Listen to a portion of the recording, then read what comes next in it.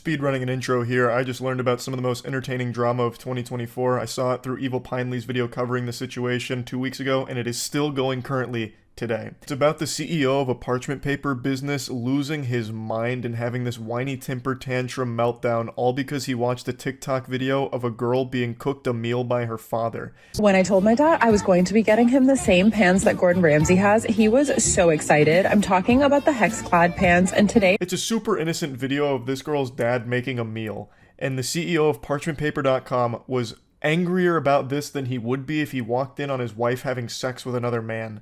Though it is quite the stretch of imagination to envision this guy, this lunatic, with any kind of companionship in his life. So after watching this, he was infuriated, went on the actual company's business account, and left a mean comment, which started a series of events he couldn't have possibly foreseen. I posted a video yesterday of my dad cooking for me with these hex-clad pants that we had gotten. There was a comment on there where the person goes, "Must be tough living a life on easy mode." I also didn't think the comment was rude at first, so I responded with, "Lucky to have parents who make it possible."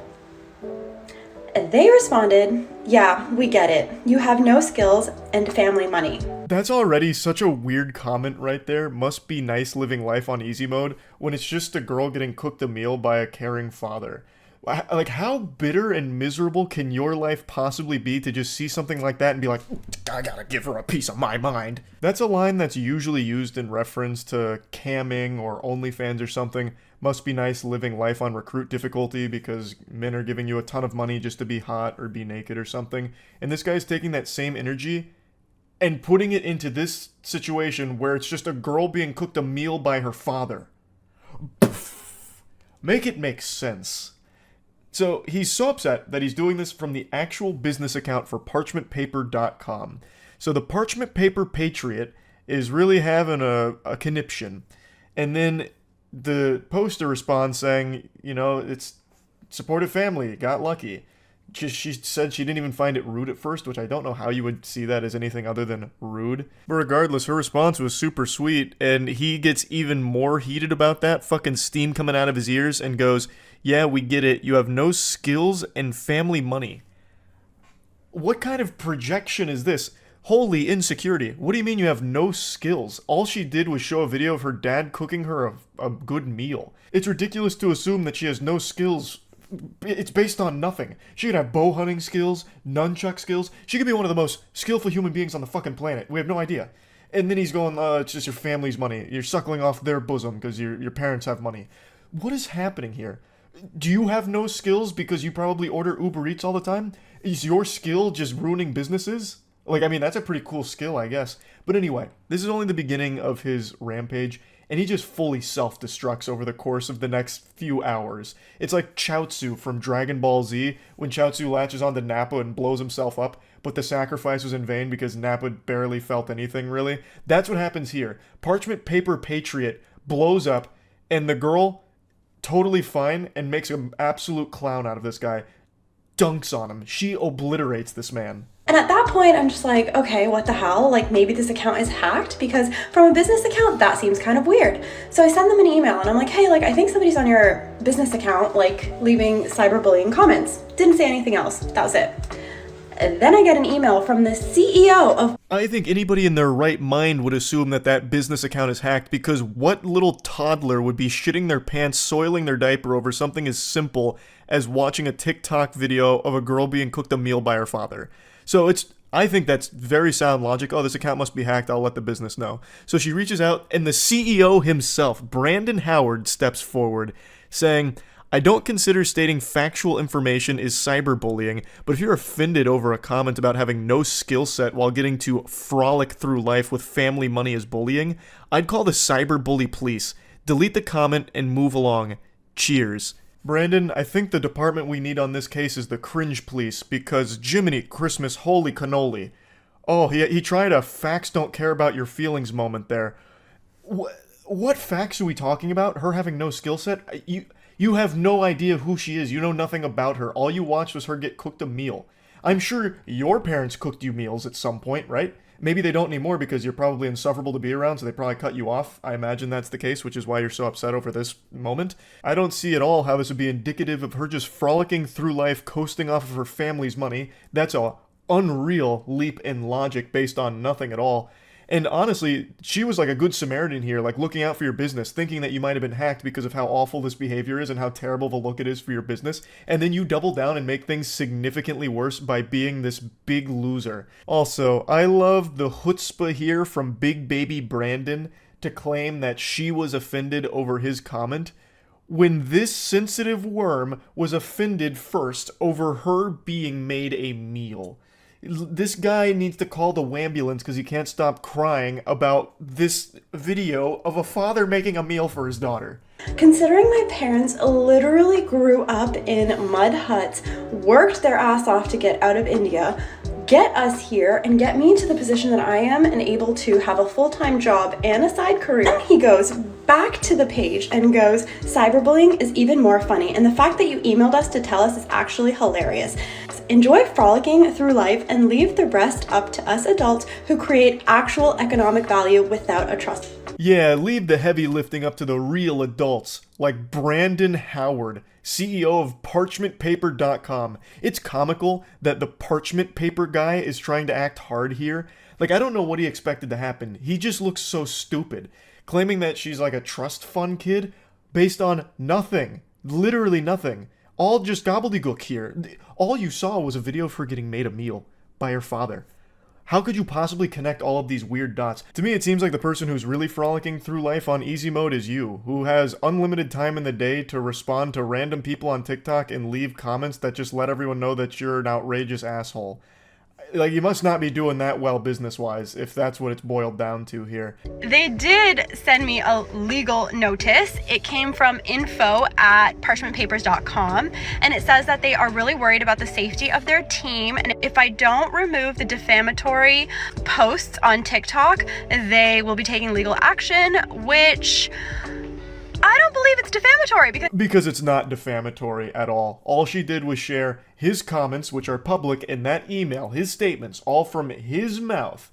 This stupid douchebag is just doing one of those desperate Hail Mary maneuvers when they have nothing else left and trying their absolute best to save a sinking ship from the holes that they themselves have poked in it. And it doesn't work, and it actually leads to him looking like even more of a clown, because she points out some pretty interesting things about this cease and desist. So yeah, like, I don't believe it's defamatory. I also don't believe you have a legal department because you signed it incorrectly. It says legal department at parchmentpapers.com. You forgot the dot. Did you forget to delete the part where it says like your contact information because you're using a template? And also, what's with the cease and desist? I thought it was CEASE. Who's doing your spell check? Good heavens, Brandon Howard did some ayahuasca and tried to send a cease and desist and lost himself somewhere in the sauce. So apparently it was signed incorrectly from legal department at parchmentpapers.com. And then here's some more information on it, I suppose, where he left in your contact information in brackets. So, as she points out, that means he's most likely using a template here. That is actually that shit on a teleprompter where it's like, wait for applause, and you say it out loud, and you're like, ugh, I made a big boo-boo, because I wasn't supposed to read that. He fucking left that in. This absolute buffoon. And the goober doesn't even know what a cease and desist is. He did seize and desist. Holy shit. I think he's the only one that works at this company. Nobody else saw this before the email got sent out. His supposed legal department okayed this. If he does have a legal department, they need to be fired right now. They need to get fired yesterday, because that is a disgrace. That is not a legal document whatsoever. Fucking your contact information in brackets, cease and desist. You couldn't have made that any worse. This legal document he tried to send over is now more worthless than the parchment paper that he's built his life upon. Another day, another email. This time you decided to fix the typos. Congratulations. And you also told me you're fixing the typos. Very interesting thing for your legal department to say. Oh, brother, this guy stinks. She is cooking him harder than the meal that her father cooked her in the first place that started all of this. I love how he proudly calls attention to fixing the typos. Like a student in class, like, excuse me, teacher, I fixed the spelling mistakes in the cursive. Fix the typos just in case you couldn't figure out we're very serious about this issue, as your direct actions to intentionally harm to us. Oh my god, the grammar is diabolical as well. and our company is not being taken lightly. We expect action to be taken within 48 hours. See attached. It's probably a picture of Brandon Howard's butthole here going spread goatsy on her. So, this is clearly, again, written by someone that is lacking a 4th grade education. Brandon, I think your first hire at parchmentpaper.com should be an English tutor for yourself here. This is bad. How you even attempt to run a business is beyond me. I guess they just let anyone into the parchment paper industry these days. But yeah, so Brandon again tries to strike back here, and again looks super dumb for it. But congrats on fixing the typos, idiot. But your cease and desist at the bottom, I saw that it said rocketlawyer.com. So of course I had to call them and ask them, is this a real legal document? And they said no immediately, and they said this looks like a phishing scam and you should probably not respond. Oh god, even rocketlawyer.com's shooting spitballs at Brandon now. Just saying that, no, it's definitely not real. It's probably a phishing scam. Don't respond to it. Oh, what do you use the parchment paper for, Brandon? Honestly, it's almost poetic that the guy who owns a paper business can't read or write very well. I think that's poetic almost. Anyways, then you decided you're going to start using my work email, which is public, to sign me up for corn sites, for Scientology, but you forgot that those companies will actually send you the IP where the accounts were made from. And it's funny because it's pinging in California, and I'm not in California, so... But I do remember that on Trustpilot, when you had your address up, it was coming up in California.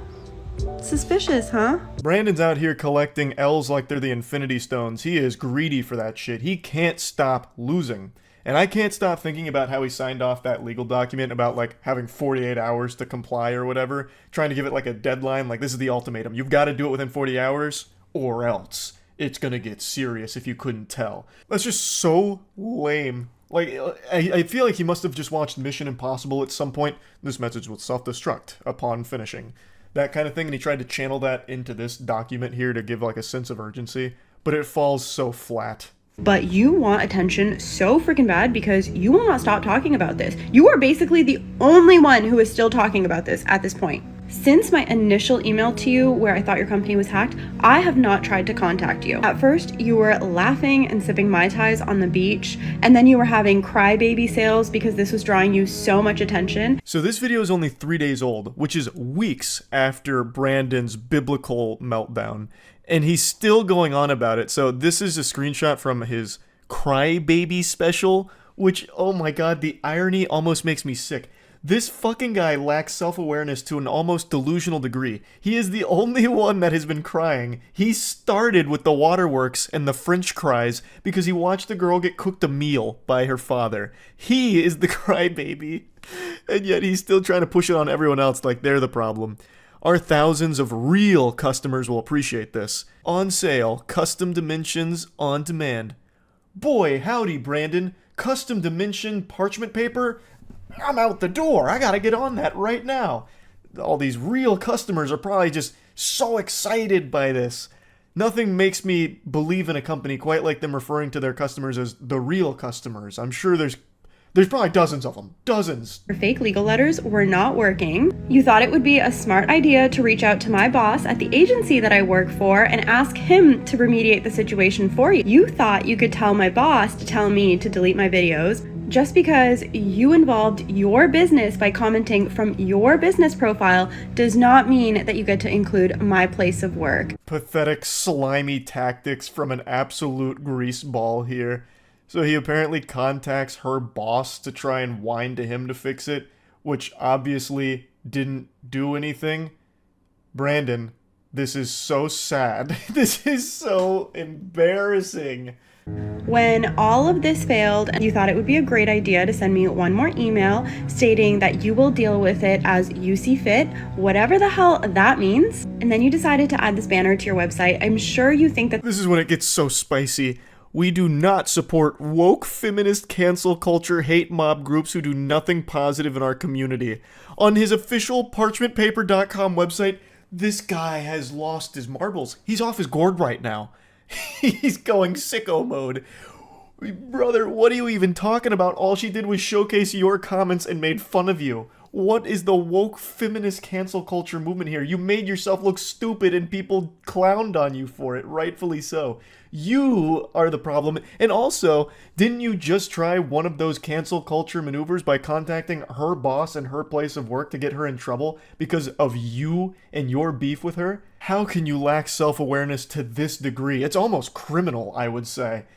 It gives me the heebie-jeebies. So, he's got this now proudly posted on his website at that point, and I also love how he says that she does nothing positive for the community. When you came out of nowhere, the negative Nancy, just saying that she lives life on easy mode and has no skills and relies on her family's money, all just because she had a video of her father cooking for her.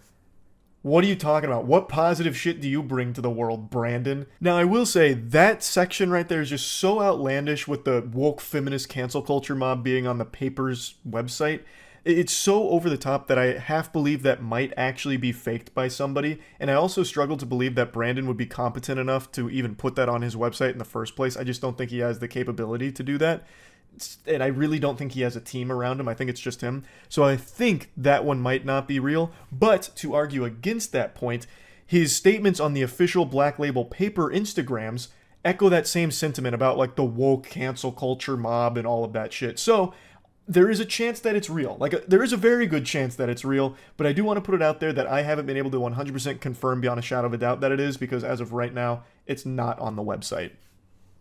But he could have just deleted it after backlash. But you continue to talk about it, you continue to make stories about it, and you continually want the attention. As if all of this was not enough, you decided that you were going to start making all of your stories on your Black Label Paper account involving your other company now for no apparent reason. Take down another company, why don't you? So this is his other business that he's now calling in off the bench for this drama. I cannot imagine why he thought that'd be a good idea, but it's Black Label Paper. So all of his businesses are parchment and paper related, and I would wager a guess that the quality of his product is most likely atrocious, probably not even like worthy to be toilet paper if I had to guess. So he goes, all you fucking losers need to stop messaging us about a fake TikTok account made by then her and her dumb-ass minions because her fragile little ego couldn't handle a couple smart-ass comments on IG about skill set and money. I've never had the commie bullshit app TikTok in my entire life. A bold-faced lie. Also, why would you be posting this on your business account again? Like, your real customers that didn't know about any of this are now being made aware of it, and you look so weak and pathetic in all of it. And tell that little... Oh my god. Oh, what? Oh, I can't even read these. Holy shit. Fucking losers, I swear, it's been 2 weeks almost and still have to deal with this childish bullshit. You are the only one keeping it up, by the way. You are the only one that still is doing this and engaging with it. No one else is talking about it. This drama it's dried up. It's gone stale. But he keeps putting it on people's radar. He keeps serving this up on a plate to us. He's cooking it for us. And we're eating it. He's doing it. He's the chef. She is too immature to settle this privately, and I'm not going to let some woke hate mob ruin my reputation because they live in some mystical fairyland of make-believe and think because they have 20k followers they're doing something in life. Clown emojis. I also can't help but laugh at how much he keeps trying to throw out woke, cancel culture, all of that kind of shit. Just a bunch of buzzwords that don't even apply here, because all that happened was she showed these comments from a laughably embarrassing CEO that he publicly made and then shared his email where he doubled down on it. That's it. It's all his fault. There's nothing else beyond that. And he just can't accept it. He can't come to terms with reality because he lives in the mystical fairyland. Like, he's in the fucking Narnia. Nobody else. It's just him. Here's another one of his posts, this time on a really cute background. He talks about Business Insider and some articles reaching out for a comment. Some fragile ego wannabe influencer IG about their lack of skill set and frolicking through life, where she got so offended and cited the woke hate mob smear campaign against me to get me canceled. Fake accounts were made by her delusional woke followers. He just keeps sprinkling that in there as much as possible, just trying desperately. I cleared up the reality of the situation with all three media outlets. It didn't fit their narrative either, which was to further extend the adult children drama. God. So after 9 years in business, 3 business publications don't care about the good I've done and the help I give to people on a daily fucking basis. Yeah, I'm sure your parchment is invaluable. I'm sure you're doing a great service. You really seem like a stand-up gentleman. Their entire goal is just to hate people who try and do good. You really seem like you're striving to do good, Brandon. You really fucking do, brother. Yeah. What a saint. Oh, they demand respect, yet do absolutely nothing to earn it, and hate every person who doesn't bend over for their spineless agenda. If you're going to try and shit on me, my brand, business, and companies, you losers need a job, hobby, life outside of TikTok. Fucking losers in their 20s with an 11-year-old intelligence, but yeah, I'm the asshole. Yeah, you are the asshole, Brandon. Also, you're the one with the 11-year-old intelligence. You can't even read and write properly. You tried to make a legal department, like to cosplay as a legal department, and couldn't even get the emails correctly. Typos out the wazoo, and even in the ones where you fix the typos and even proudly proclaim that you fix the typos, you still make a typo.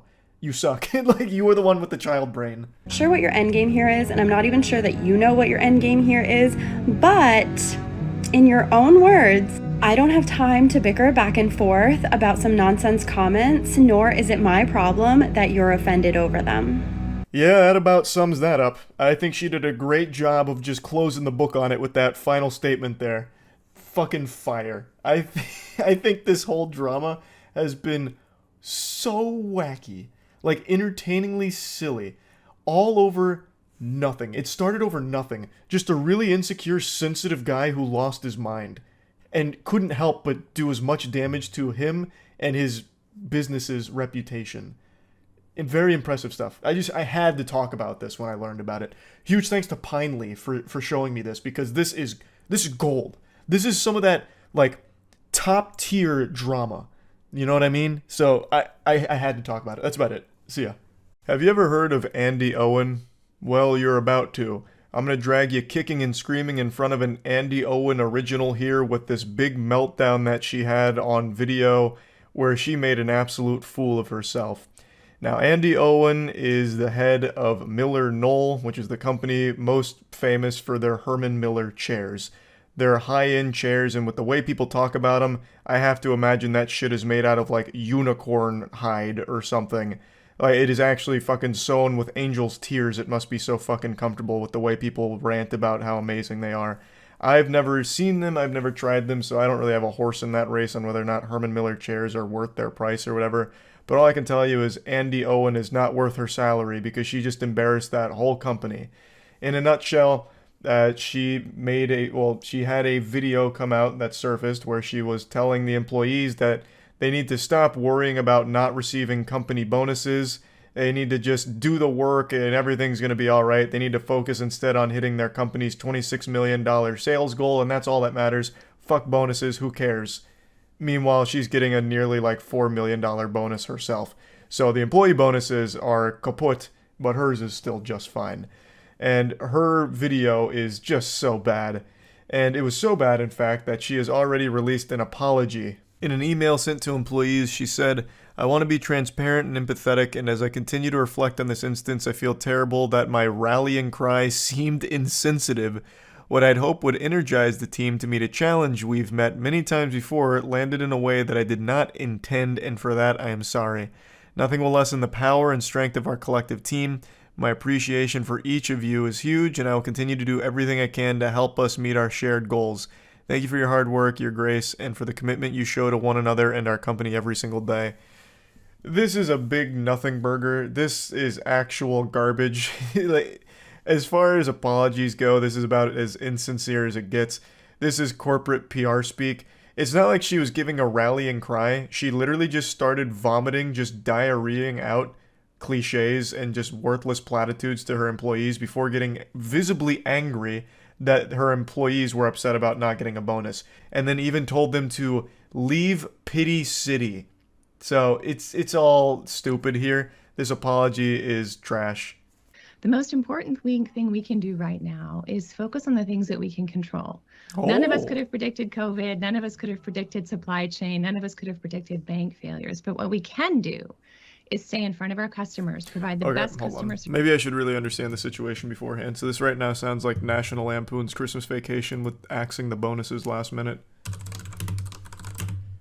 After telling employees to leave Pity City over lack of bonuses. Damn. Actually dropped an unironic welcome to the wambulance. How about a side of French fries? Jesus Christ. CEO of the high-end furniture company is sparking backlash over video in which she exhorts employees to leave Pity City. After some asked about staying motivated in the absence of a company bonus, Andy Owen, whose company Miller Knoll sells the iconic Herman Miller Aeron chair, along with other upscale furniture, responded in a 1 minute, 21 second clip. Okay, this is all about the clip. What's like the actual situation though? So it looks like she got a multi-million-dollar bonus and canceled all of the employees' bonuses. Okay. Is there any reasoning at all beforehand? Any like prerequisite lore I need to be familiar with? Doesn't seem like it. Also, Herman Miller chairs I know are like the holy grail of comfort for people. Matt, for example, can't stop talking about Herman Miller chairs. But I've never seen nor tried one. Service we can. Get our orders out our door. Treat each other well. Be kind. Be respectful. Focus on the future because it will be bright. It's not good to be in a situation we're in today, but we're not going to be here forever. It is going to get better. So lead. So many by example. platitudes so Treat quickly. people well. Talk to them. Be kind and get after it. Don't ask about what are we going to do if you don't get a bonus. Oh, yeah, she's starting to get a little animated. She's literally just regurgitating the biggest fucking cliches of all time. Everything she said there was nothing but buzzword nonsense. Jesus Christ. It reminds me of that clip from that streamer who's like, well, why don't we just throw ourselves off a bridge? The world is dying. The animals are leaving. And that's okay because all we need is ourselves. And do you really need anything else? Or whatever. And then it goes into the Call of Duty montage. What was that speech again? That's up there with like some of the greats, like We Choose to Go to the Moon. I think it was Invader Vice. I think she was the one that said it, right?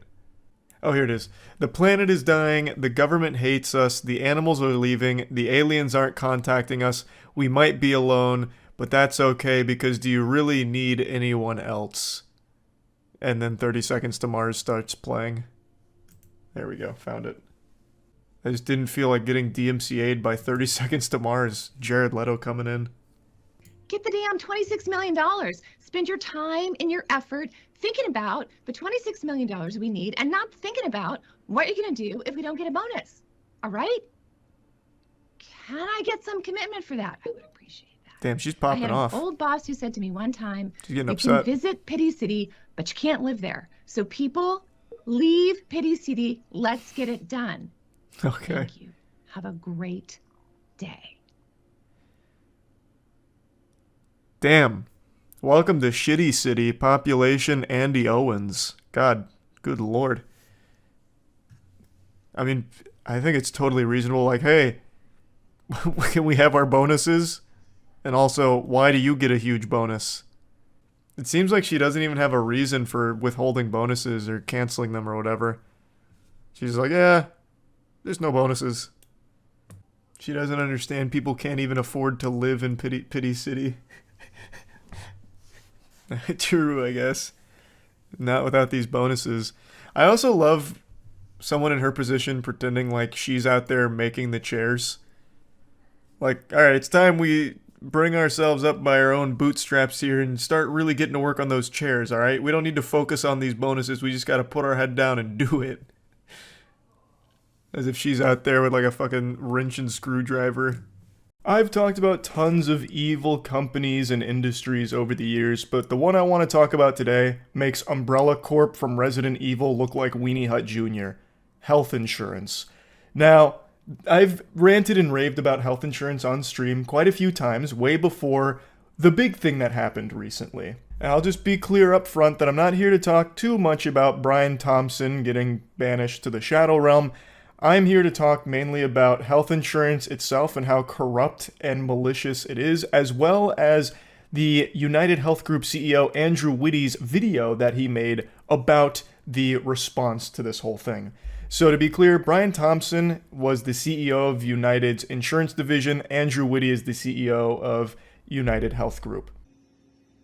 I'm sure everybody has been disturbed by the amount of negative and in many cases vitriolic media and commentary that has been produced over the last few days, particularly in the social media environment. Yeah, mean words are so much more disturbing than an entire business model that revolves around making oodles of cash off the corpses of your clients as you knowingly deny coverage for life-saving medical treatment for those individuals that have been paying you for so long for the single purpose of you stepping in to help in an emergency situation. Then when that unfortunate time arises, it's just crickets and radio silence, and then like a giant stamp of denied from United.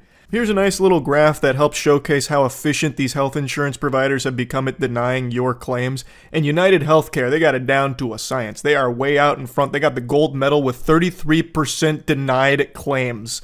To put that into Fortnite terms, United is grittying to a fucking winner chicken dinner dubski as you and your loved ones are dying. It's no surprise why people hate health insurance. It's not a political issue like a lot of people are trying to make it. You can see some of the usual suspects on YouTube saying things like, oh, the lefties are celebrating the death of this healthcare CEO, an innocent man just looking to put food on the table for his families.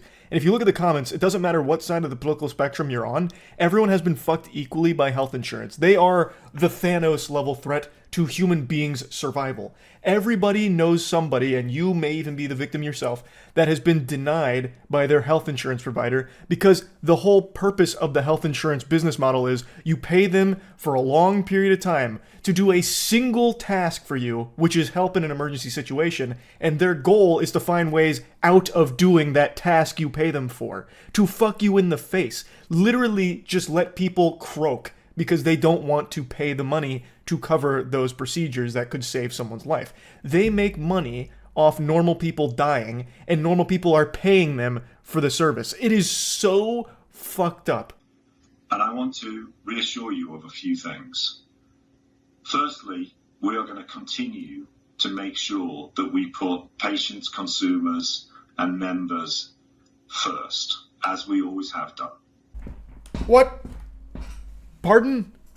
I must not have heard him right. There's no way Mr. Krabs just tried to sit there with a straight face looking like my wrinkled nutsack saying that United has always put members, consumers, and patients first. What? I mean, oh, maybe he meant like putting them first in the ground after they deny the life-saving medical treatment that they were looking for. Maybe that's what he meant. I'm not entirely sure, but there's no way he actually tried to say that United puts the patients first, right? There's no way. I mean, you could just look at the data. 33% of all claims being denied? Like, in what universe does he think anyone's going to believe that? Everybody has been affected by this. It's not like this is some big secret. Everyone knows how fucking foul the health insurance industry is, and United is the worst offender. Like, here, I'll give you actual footage of the United CEO anytime one of its clients die after a denied claim. Man, I just broke that. Man, look what you made me do, Andrew! Look what you made me do! The mission of this company is truly to make sure that we help the system improve by helping the experience for individuals get better and better. Mission failed then, Andrew, in the biggest possible way. And the response that you're seeing to all this should be a pretty clear indication that every single human being on the planet that has been cursed with United health insurance coverage feels that the experience has only gotten worse and worse and worse and worse and worse and worse as you have made more and more and more and more and more and more doubloons off of denying claims. Hey, real quick, Andrew, can you go ahead and put on your reading glasses and take a peek at this for me? Look at this chart and tell me exactly whose experience has been getting better? Because it's not the normal American that has to have health insurance. It seems more like it might just be United Health Group itself. I'll quickly take a moment to play in the pigpen and tackle the most brain dead that are trying to justify or defend the health insurance companies. Like, I couldn't imagine anything more pathetic than doing free PR for health insurance of all things, but there are those absolute worms out there doing that in the trenches right now. I see a lot of people making the comparison that a health insurance provider denying a claim is not the same as killing someone. It's fundamentally doing that. If someone's coming to their health insurance that they've been paying for how many years, and they are looking for coverage for a very expensive medical procedure, and they say no, and that person dies because they no longer could afford that medical procedure that would have saved their life, then that is the insurance provider fundamentally killing that person. And the comparison that some of the pseudo-intellectual enlightened super dweebs on Twitter are comparing it to is saying like, oh, well, if someone needs a kidney and you're not on the kidney donor list so you don't give them a kidney, did you murder that person? Shouldn't even really need to explain why that's absolute dog shit, but I'll go ahead and do it anyway. Was that person paying you for years and years with the sole purpose of you donating that kidney to them should they need it? Probably not. They weren't a client or anything like that. Like, not being a kidney donor is completely different than being a health insurance provider who is paid for a sole task, and then they do everything they can to not do that task. And then when someone dies as a result of their refusal to do that task they have been paid for, that is the health insurance provider having a big hand in that person's demise. Another pretty obvious difference here is that giving a kidney is an extremely big deal. Like, that is a risky thing to the person who does it. Whereas in health insurance, the only risk in paying for someone's medical procedure is that your shareholders might not get as many millions of dollars, because now you might actually have to start doing what people are paying you for. If there is a chance that United Health paying for a medical procedure means they can't afford to pay for someone else's, then they shouldn't be in business in the fucking first place. It means they're trash at what they're supposed to be doing. They're being paid by everyone to do this task of covering their medical procedures when they need it. And if they can't afford to do that, they should not be around. There was nobody who did more to try and advance that mission than Brian Thompson. And there are very few people in the history of the US healthcare industry who had a bigger positive effect on American healthcare than Brian. Hey, come back to reality. Andrew, we're losing you. You're fading into Narnia right now. What are you talking about, man? Making tens of millions of dollars at a company that leads the nation in denied health insurance claims is not pushing the industry in any positive direction for normal Americans, man. And we are going to make sure that we not only acknowledge and honor that legacy of Brian, but we will continue it. That's right, everyone. We are going to be pushing for 50% denied claims next year in honor of this mission. It's a lofty goal, but I think we can deny even more claims come 2025. So mark your calendars. 2025 is United's year. We're making history. Half of all claims will be denied. Mark my words. Like, this isn't something to get excited about, man. The mission has just been growing your profits while denying more claims. So you proudly announcing that you're going to be continuing that mission is about as painful as you coming out and saying that you're going to continue waterboarding me. Like, why would I be pumping my fist about that? The only one that gets excited there is your shareholders. Our role is a critical role, and we make sure that care is safe, appropriate, and is delivered when people need it. And we guard against the pressures that exist for unsafe care or for unnecessary care to be delivered in a way which makes the whole system too complex and ultimately unsustainable. What is sustainable, though, is all of that growth United keeps experiencing. That's what really matters. We need to make sure that is sustained. This is garbage, man. This is actual just baloney. He's just blabbering about nothing. It's a yappuccino trying to spin this as like them trying to do something good. It's not. What Andrew and his company deem unnecessary care is completely unreasonable oftentimes, where it is very necessary for the patient to stay alive. Well, we denied this claim because we felt it was unnecessary, because we did a cost-benefit analysis and we concluded that the patient was going to die in 60 years anyway, so what's really the point in spending all this money to keep them alive now, when they're just going to kick the bucket in, a couple of decades? So we're going to continue to make that case. We will continue to do the work we do. And I have never been more proud of this company and our colleagues and what this company does on behalf of people in need across the country. You would really think, with what happened here, someone like Andrew, and I don't believe that he's even really human anymore. I believe he has sold his soul many, many years ago and is just this hollow husk that's only filled with money. But you would still think at some point the neurons would fire in his noodle and he'd see this response and be like, that mission, about helping people, kind of failed at that, didn't we? Maybe we should do something different. But he hasn't even had that realization. Or maybe he has and he just doesn't care, which is the more likely explanation. But you would just truly think that the reality would set in like, oh, people fucking hate us. People are awake to how exploitative we are and how we are actively making their lives harder. I encourage you to tune out that critical noise that we're hearing right now. It does not reflect reality. It is simply a sign of an era in which we live. Great advice. All those people talking about how corrupt this industry is, yes, please plug your ears to that so that way you don't actually hear from the victims of our business model. We don't want you to start feeling sympathy for the numbers on our bottom line, all right? We need to make sure that we don't look at them as anything real. They're just imaginary NPCs for our money, and we like that money, don't we?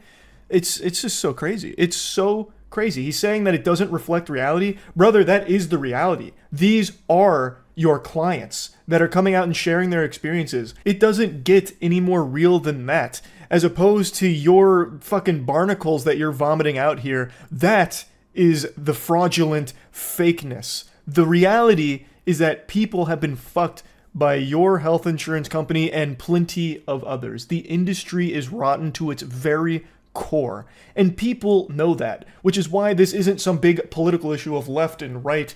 Everyone is united in how hard they have been fucked and how many times they have seen people be affected negatively by this industry. And this guy just refuses to let that set in, and he's trying to brainwash his employees to just be numb to it and pay no attention to it.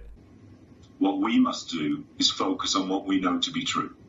And what we know to be true is that the health system needs a company like United Health Group, and it needs people like Brian within it.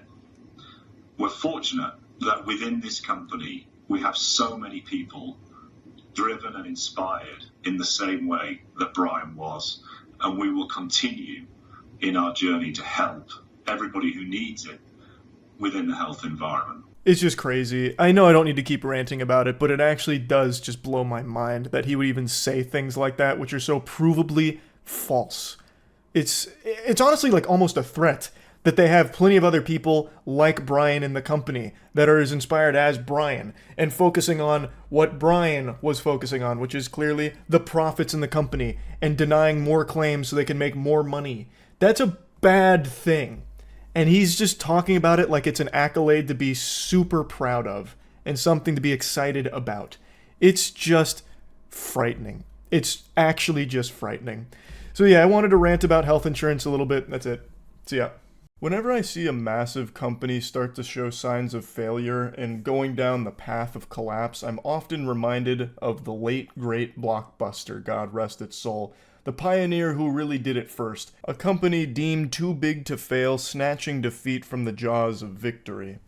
And since then, there's been a couple other companies that have gone down a similar path, and right now there is a new one pulling a Blockbuster, Nijisanji. Whether or not you're a huge Vtuber fan, you're at least familiar with the industry. Vtubing is huge, and it has been for years now. It's worth hundreds of millions of dollars, if not billions.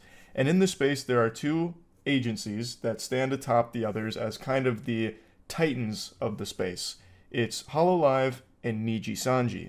Now, Nijisanji has an English branch that right now is going through one of the most foul displays of mismanagement, cruelty, and just downright terrible business practice I've seen in quite some time. It's a real head scratcher because every single day they continue to dig themselves a deeper and deeper hole. It's like this company is run by a Voltorb that is obsessed with using the move self-destruct. It is just bent on burying itself. So I definitely wanted to talk about it now that I'm fully caught up on the situation. There is so much to go over. There's a really good video that breaks down like the main timeline here for what happened. It comes from Mujin. I'll go ahead and play the main catalyst for this, and then I'm going to actually turn to a series of Reddit comments that were left that I think go over the entire history of the Nijisanji problems that have come to light, and then fast forward to what just happened last night, where an even bigger controversy just unfolded. So there really is a lot to cover, and all of it's looking terrible for Nijisanji, the English branch, that is.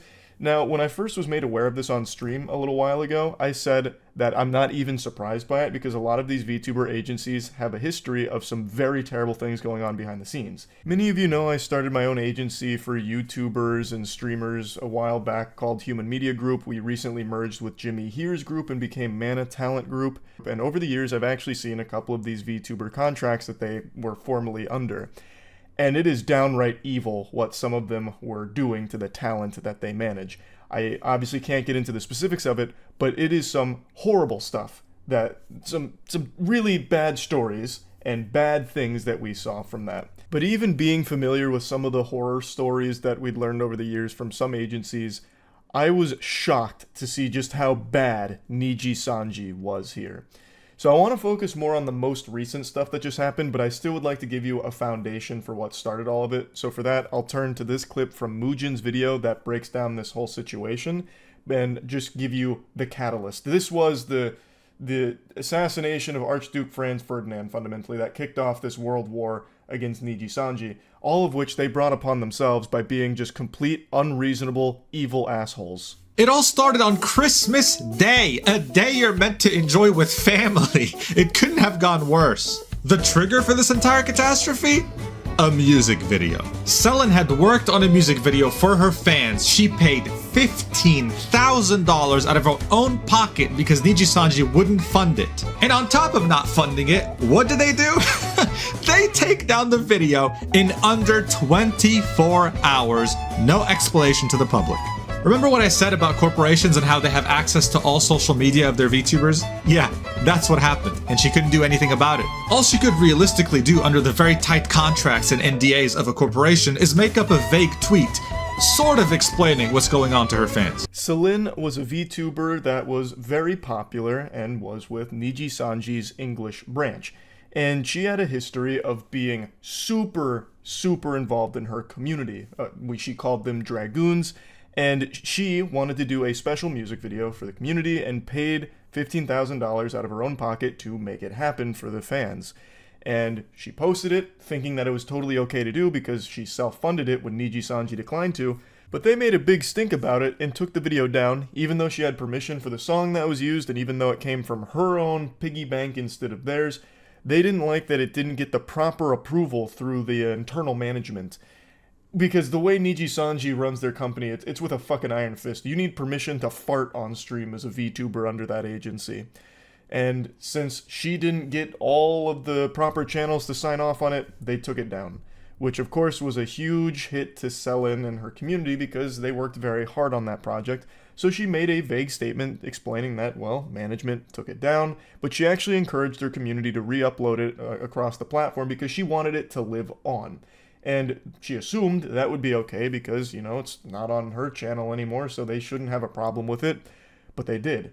This soured relations between Selin and Nijisanji, and behind the scenes it led to a lot of harassment and bullying from Nijisanji against Selin. Because out of nowhere, on December 27th, she tweets on her account, "I apologize for the silence. I've been in the hospital after an accident and will be staying there for a few days to be under supervision. I just got back access to my phone yesterday." Now, of course, people were happy she was out of the hospital, but the concern was still there. It was very vague and people didn't know what was going on. The Selin Tatsuki termination notice.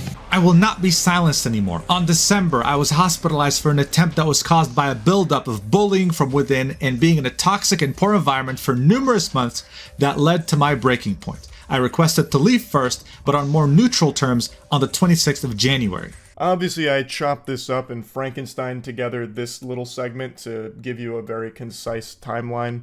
So, Selin made a post about how she's going to need to take some time away after an accident that landed her in the hospital. Everything was very vague. Eventually, she explains that she's been discharged from the hospital, and then shortly thereafter, Nijisanji English branch announced the termination of Selin Tatsuki. The termination letter is very poorly explained as to why she's exactly being fired. Now, when it comes to VTubers, there's two ways that departing a company goes. One is a graduation stream, where they graduate from the company and it means that they are leaving on good terms. So they have like a big send-off farewell stream and that's the end of it. Sail off into the sunset, sunshine and rainbows, it's a happy ending. You get the good ending. Or there's this, where you just get publicly terminated and just fucking slapped down by the company like this. And in this case, obviously, Selin got the latter, where they just said, she's gone. Now, if you're not familiar with VTubing, when you sign with an agency like Nijisanji, they basically own you. They give you your VTuber avatar. They own all of your socials, your channels, everything. You are unable to operate with any type of autonomy. You are under their thumb, and they basically own all of it.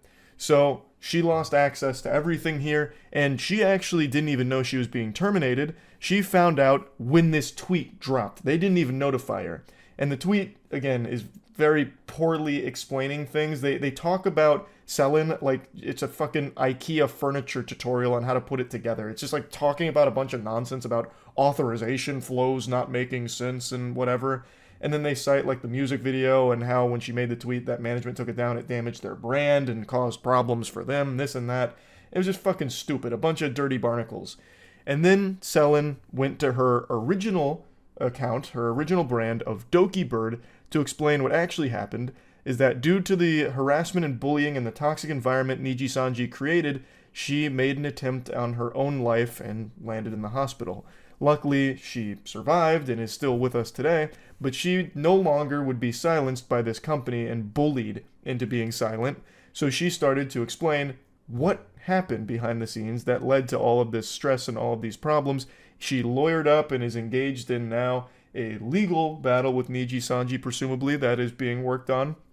And that is where all of this really started. That's when the floodgates opened. And with all of this information out there now, people were able to go back to some previous Nijisanji talent with a finer tooth comb and see that the signs of a sinking ship had been there for quite a while. Signs of a company that mistreats its employees, signs of a company that is mismanaged and just downright diabolical behind closed doors. And I want to go over that because we have a lore master in the comments section of a live stream fails clip that I think does an extraordinary job of just laying all of this information out. So our guide is Weebshitter69. A great name for a great philosopher. So Weebshitter starts by explaining what Nijisanji is and how big Nijisanji is.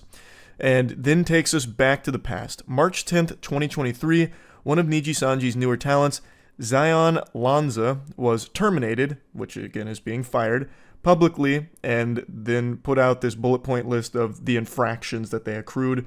And at the time, people sided with Nijisanji, but then stated that the way they handled it was a little unprofessional, especially coming from a multi-million-dollar company, and just overall not great. But since Zion no longer had access to their accounts, she returned to her original account that she had before joining, which was Sayu Synchronicity. Now, if you've followed this story for a while, you've probably seen this meme tossed around about Sayu was right, or Sayu trying to warn us, and this is what they're referring to. On that account, she revealed more information about her own experiences inside the company, hinting at a toxic environment, incompetent management and bullying, stealth suspensions, etc., and she further stated that she hopes other talent realize their own worth and that they deserve better. Some people sided with Sayu, but most didn't at the time. Then in May of 2023, Selin Tatsuki hosts a contest letting her fans design her next outfit. Nijisanji management tried to put a stop to the very act of compensating the artists for their designs, while also trying to assert that artists who enter the contest should hand over the rights to the artwork for free. Selin refuses this notion and pays the winners out of her own pocket instead. She, a while after that, hinted that management no longer allowed her to organize events anymore, which sounds about par for the course for a company like Nijisanji, where July 8th of 2023, Nina Kosaka graduated, meaning they left on good terms, had a farewell stream, but then comes back later with VShojo, which is another VTuber agency, as Matara Khan. That information will be pertinent later. August 27th of 2023, Mista Rias also graduates, saying that he was burnt out and no longer had any drive, and reappeared shortly after as K9 Kudo as the first male VTuber in VShojo. Again, information that'll be important here soon. Once they settled in, statements from both of them saying how surprised they were that management in VShojo were actually helping them achieve their creative aspirations started to come out, and how they finally feel like they have worth after being repeatedly told by some that they did not, strongly echoing Sayu's previous statements, even revealing that they did not receive the YouTube plaques on their own channels during their time in Nijisanji, but rather that the company kept them. So, Nijisanji kept the plaques from the YouTube channels, meaning the 100,000 subscriber play button or the gold play button for 1 million. The talent didn't even see that, which is just such a scummy thing to do, obviously. Now, while Sayu was a relatively new member of Nijisanji at the time, Nina and Mista were considered cornerstone, thus the tides started to slowly turn. And then they jump a bit forward in the timeline, and that's when they fast forward to the Selen Christmas catastrophe with the music video that got taken down by management. And then in January, with the departure of Pomu Rainpuff, more people started to wonder how bad things were at Nijisanji. Pomu Rainpuff was one of their biggest VTubers and shocked everyone when they announced their graduation in January. And it was even more shocking when people didn't hear from Selen since they were friends. So that's when people started to worry about her safety. And then in February, another liver named Kyo Kaneko announced the graduation, which again brought the community into an uproar, wondering, why is there so many people departing all at once here? Is there like a waiting list, like this fucking purgatory or something with people waiting to go to the other side? And then on February 5th, Nijisanji released that termination notice. And that's when Doki Bird talked about what actually happened with her hospitalization following her unalive attempt that was built up from the stress that Nijisanji put upon her. And a lot of information started to come out, both from artists and other people who had previously worked with them, claiming that working with Nijisanji was never very good. There was delay in payments, NDAs being sent multiple times with the wrong name, just so many different things.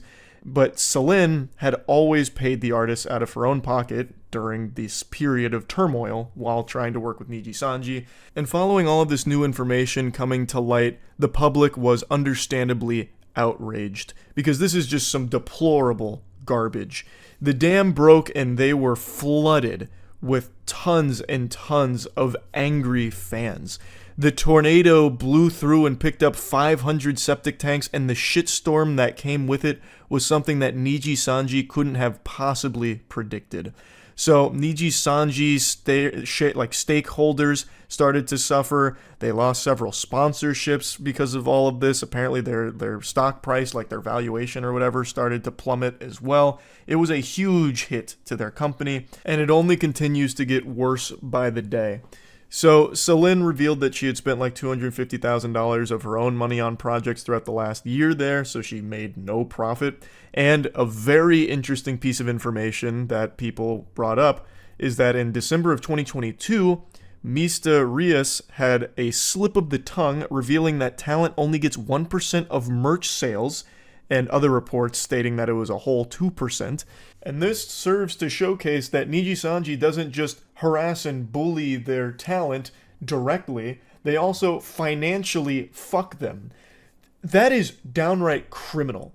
Only giving 1 or 2%, if they're feeling gracious enough, of merch sales to the talent is mind-boggling. And I saw a couple people defending this, and let me just go ahead and take you in real quick, because it looks like you blew in from Stupidville. That is unacceptable.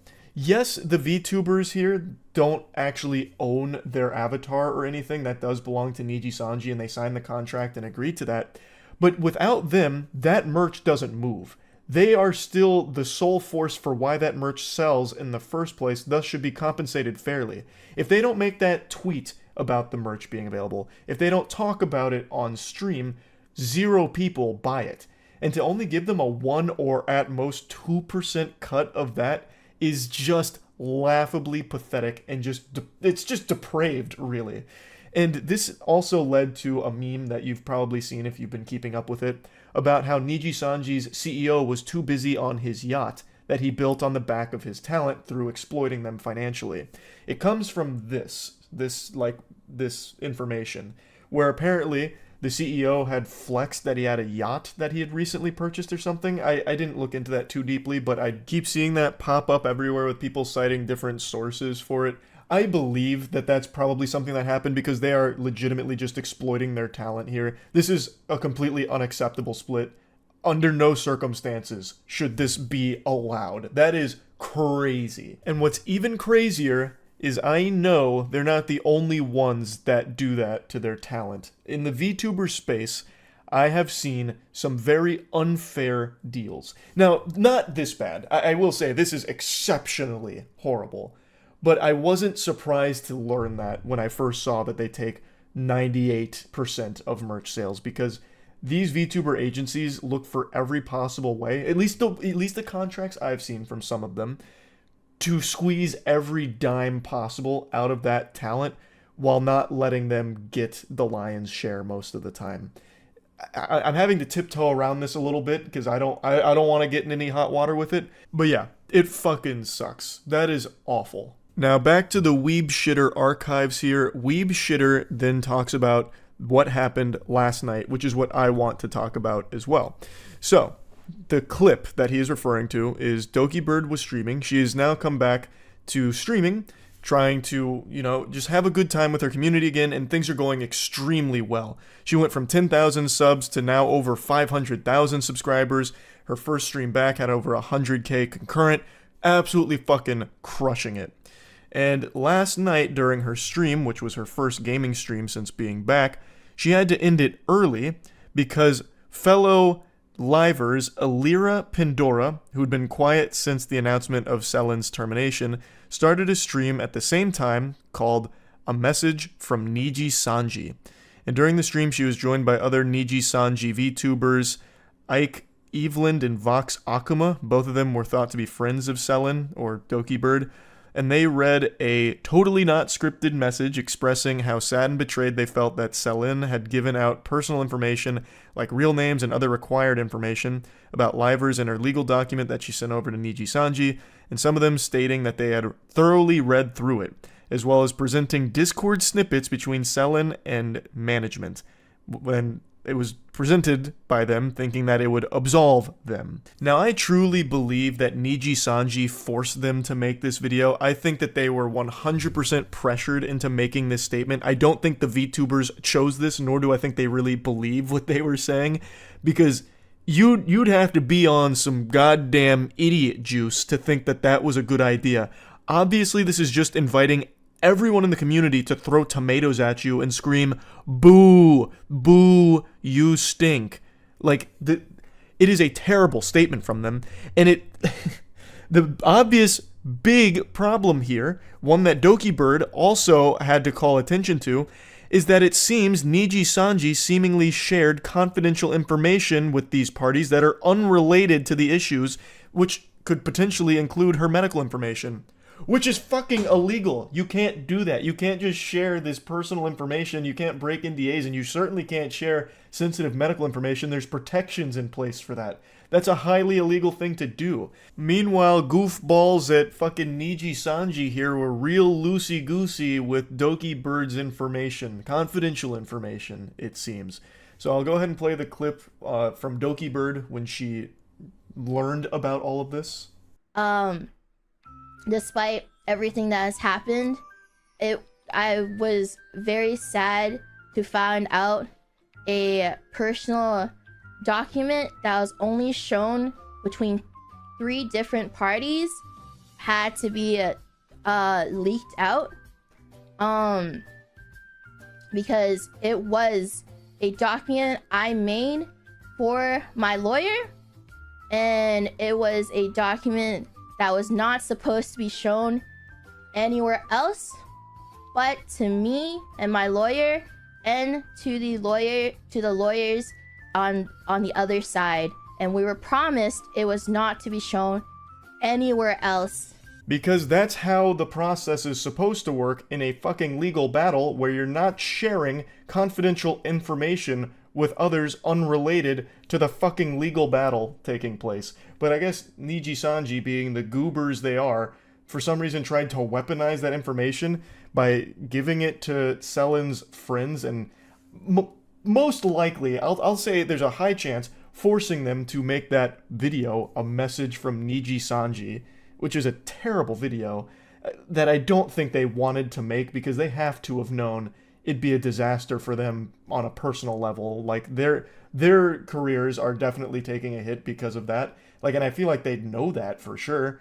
But I feel like Nijisanji was trying to strong-arm them into doing it, because from the sound of things, it looks like anyone that signs with Nijisanji is basically just their fucking hostage for the entire time you're with the agency. Doki Bird went on Twitter to once again say that it was never supposed to be shown to anyone other than me, the lawyer, and any other relevant lawyers. It was a private document with personal information, and then expressed concern, wondering if her medical and hospital records were also released without her consent, since that was also promised to be kept private.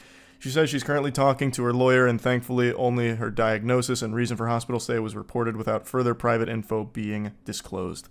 So that's currently where everything's at right now. And Nijisanji is bleeding out. So much so that the CEO made his own little YouTuber apology video, which is trash. I was going to play you clips from his apology video, but with Nijisanji, you never really know what stupid shit they're gonna do, so I didn't want to risk getting a strike on it for covering it. So instead, I'll just go ahead and refer to the article here. One of the main things that he apologizes for off rip is that after announcing the termination of Selin, there was a notice that was published saying that the impact this would have on the company's performance would be negligible. And he says that this was a misunderstanding and they used inconsiderate word choice for it, and recognizes that Selin was integral to the growth of Nijisanji English branch. And really the whole thing more just seems like a statement to investors, like on a business side of things, as opposed to like a legitimate apology for anything that happened.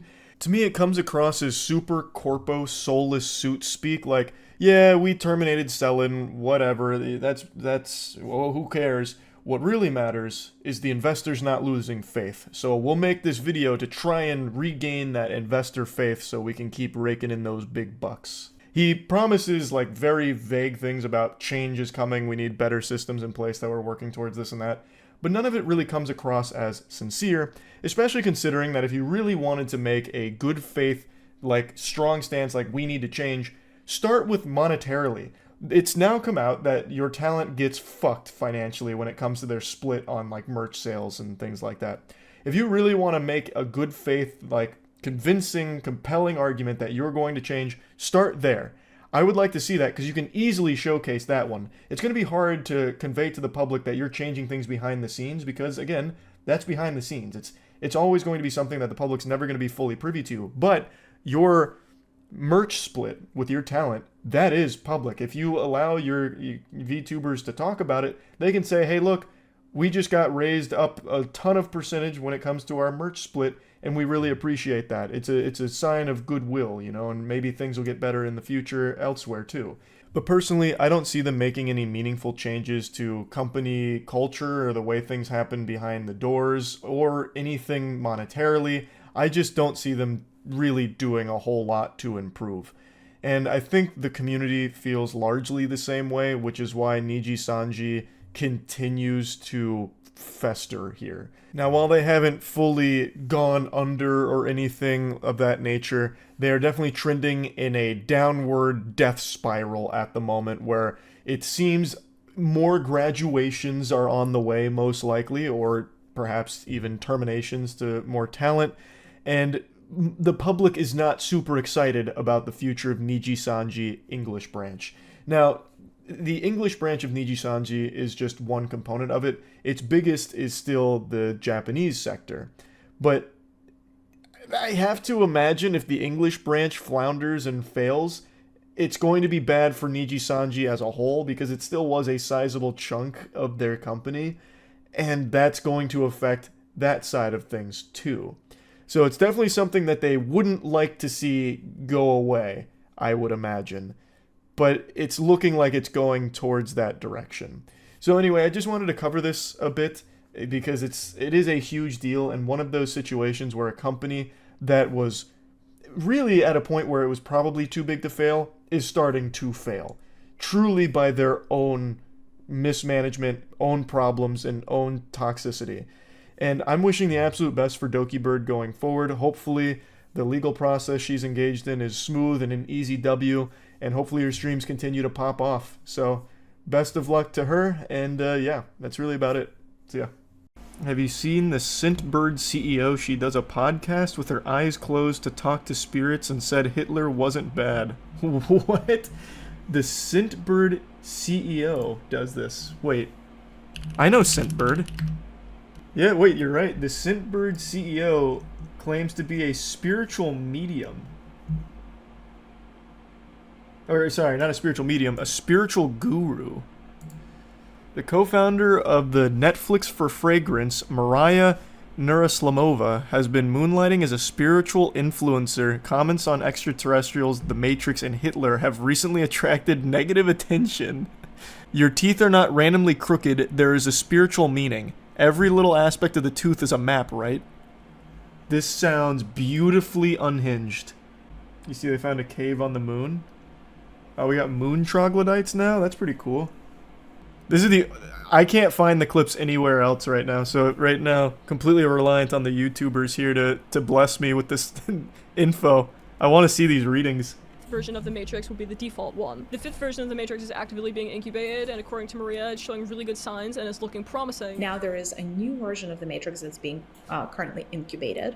The 5th version of the Matrix. Matrix And, 5? that one is showing signs of really good promise, so... Maria mentions having a direct... Wait a minute, I need to go to our website. There's a Matrix 5 dropping? This is Maria. She is the CEO of Scintbird, which I think many of you have probably seen through YouTube sponsors. They were pretty big on influencer marketing, from what I recall. So when you are inviting black into your body, you're not inviting demons, God forbid. You're not inviting evil into your body. You are inviting this moldable substance that contains all life inside, that contains all light inside, that contains the entire spectrum of everything. Okay, she's about to cast a hollow purple. I don't really care about that. Where did she do, like, the spiritual readings, like where she talks about Hitler and everything? I don't need to know about her curse technique. I mean, I'm in the presence of an architect, of the Great Architects Council of Light, but sadly that is big. Wasn't the case. That is that big. Automatically crushed while listening to her guided meditation for an ultimate womb detox. Whoa, an ultimate womb detox? Whoa, hey, hold on, I can use that. Hello, my darlings, and welcome to Our Sacred Universe, a podcast where we meditate together. I'm ready. Today, I wanted to offer you a womb healing practice. Thank you. Our womb space is where we deposit a lot of our hurt, a lot of our pain, a lot of our suffering. But a womb space, or if you will, our sacral space, I have something that. everyone has. I have nipples, Greg. Can you milk me? If you haven't checked out my book yet, no, hold on. I don't need the hashtag ads here. Just give me my womb needs a little bit of assistance here. Keep breathing in and out. Imagine I just have a full body orgasm from this. Breath to ground and center yourself. Invite the healing vibrations of the universe to enter the sacred space of your womb. See, like, we skip a step. How do I invite the healing vibrations of the universe to fuck my womb or whatever? Like, what do I do? Like, how do I send out the distress signal? That's where these guided meditations always fall apart for me. Like, they make it sound like it's so easy that I can just call upon healing vibrations. Like, I'm not a shaman. Like, can you call it for me? Thanks for membership, Oz. Book a reservation. Yeah, what availability do the healing vibrations have in the universe? I imagine they're probably pretty booked up. Why are you detoxing your womb? It sounded helpful. If you're just tuning in, to give you context, this individual, Maria, is the CEO of Scintbird, which is actually a pretty big company, or at least it was. I don't know if it still is.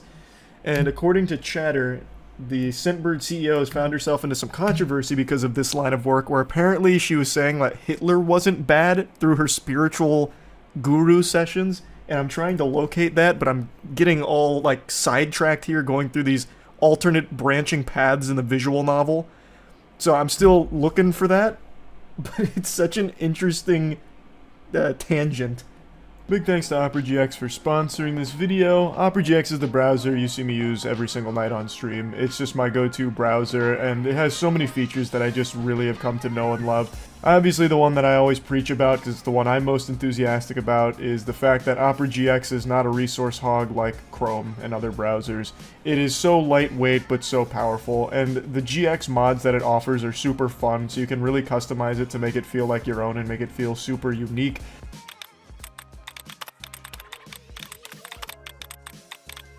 There's just so many things you can change and tinker around with. There's so many different ways of integrating extensions that you're already used to in other browsers to seamlessly transition them into Opera. They have the GX store. They just have so many features. The hot tabs killer, forcing things to go from flashbang into forced dark mode, so you don't have to go to a new website and then just get blinded by a bright light. It's just the best browser, in my opinion. So, big thanks to Opera GX for sponsoring this. You can download Opera right now for free by clicking the link in the description. The dark truth about coffee, it is a toxin that darkens your aura? What? Coffee is bad for your aura? It also darkens our aura as it does. As it does so, as it works with our body. So it's almost like when coffee gets into your aura, it creates these little anchors or these little dots of itself. It's almost like it gives an energetic imprint into your body. What? And though that energetic imprint is kind of what causes an addiction, because it's gonna... The energetic imprint is what causes an addiction, and it darkens our aura through that. How the fuck does it touch my aura? When you evolve. Okay. Over time, what ends up happening to your soul is you accumulate more and more light in your body. So you grow and expand, and you grow and expand by accumulating more light and kind of releasing darkness, if that makes sense. Over here, it makes so much sense, a lot of actually. things in your life are dependent on how much light you can hold within your body, especially if you're on spiritual path. For people that are able to hold on a lot of light in their auric fields, their spiritual gifts open up, their abundance channels open up, their talents open up, essentially like their higher selves come through, and then the body is considered clean, so your higher self is willing to inhabit more of your physical body. What is happening? And therefore you will always have connected, you become a channel. That's a lot to process. She's blowing the lid wide open on what it means to be alive. Your higher self gave you this name for a reason. I mean, it's my dad's name. Is that the reason my higher self gave it to me? These are so interesting. I'm never going to find the video where she's apparently talking about Hitler. I'm just going to keep going down these wacky fucking titles. Why did my higher self name me Charles? Hello, my darlings. I feel like it's because it's my dad's name. This is Maria. The topic for today is Maria.com.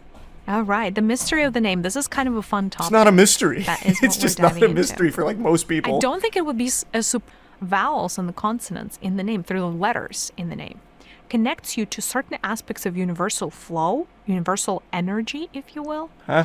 And because you're so attached, in a good way, to your name, you have a claim over those energies.